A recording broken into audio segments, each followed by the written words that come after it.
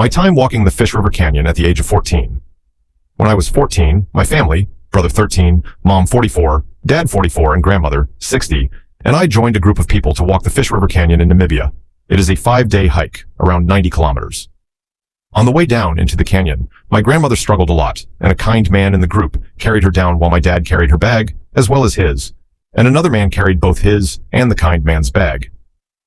When we got to the bottom, most of the group had already eaten lunch and were ready to continue to the spot they planned on sleeping for the night, which was another 10 kilometers away. It's not an easy walk.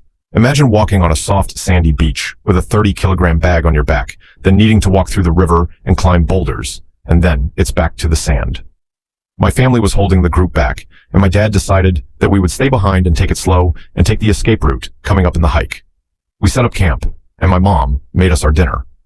I didn't like the idea of quitting and told my family that I would like to finish the route, even if I do it on my own. My brother then also said he wanted to finish the route, so we started packing everything we needed into our 2 bags, also trying to keep it as light as possible. I only weighed around 45 kilograms at the time, and my bag was 20 kilograms. My dad walked with us in the dark until we caught up with the group, and a lady said that she would take care of us. My dad said his goodbyes, and there were many tears, and he made his way back to my mom and his mom. The next morning, we found that the escape route was extremely far away still from my parents, and it looked even worse than the way down. We were extremely worried about our parents, but kept up with the group.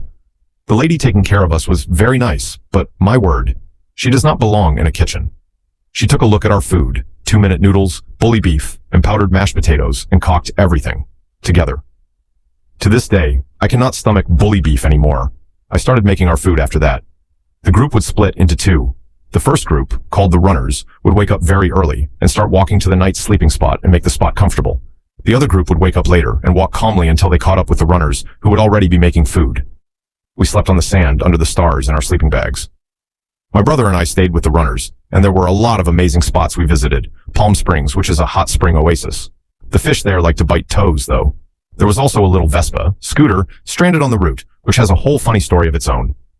We especially looked forward to the Ping Palace, on day 4, which is a little square building where people come to sell ice-cold Coca-Cola. Yes, they walk the distance only some days, so you're lucky if there is someone. On day 4, though, I was really tired and decided that I would be joining the walkers and slept in a bit while my brother stayed with the runners. The runners would be waiting for us at the Ping Palace, and then we would all walk together to the sleeping spot about 10 kilometers from there. We got lost. Like, seriously lost. We found ourselves next to a horse's carcass. Yes, there are wild horses roaming the canyon, as well as baboons throwing rocks at you when the sun comes up. Around the carcass were leopard footprints, and we moved on as loudly and quickly as possible. We even ended up above the canyon and walked on tar road. Then I saw a way back into the canyon, and we took it. We were lost for about 5 kilometers before we got back to the river. The problem was that we had no idea where in the canyon we had ended up and realized that we had skipped quite a big chunk. By the looks of things, we were already a few kilometers into the next day's route. One of the men started walking back, and a few hours passed before he returned with the runners. Apparently, we had skipped about 15 kilometers with our little excursion, and my brother noted how I always seemed to end up at the sleeping spot first, and we had a good laugh about it. That evening, one of the horses got curious and walked up to me but kept an arm's length distance. It was so magical. My brother, some of the other boys in the group, and I were playing cards that night close to the fire. I was the only girl. When a scorpion ran over my legs, sat there, and then ran away. I love creepy crawlies and was mesmerized by this little creature on my lap when I noticed I was the only one still sitting, or even still in the vicinity. All the boys had run away. Day 5 was the worst.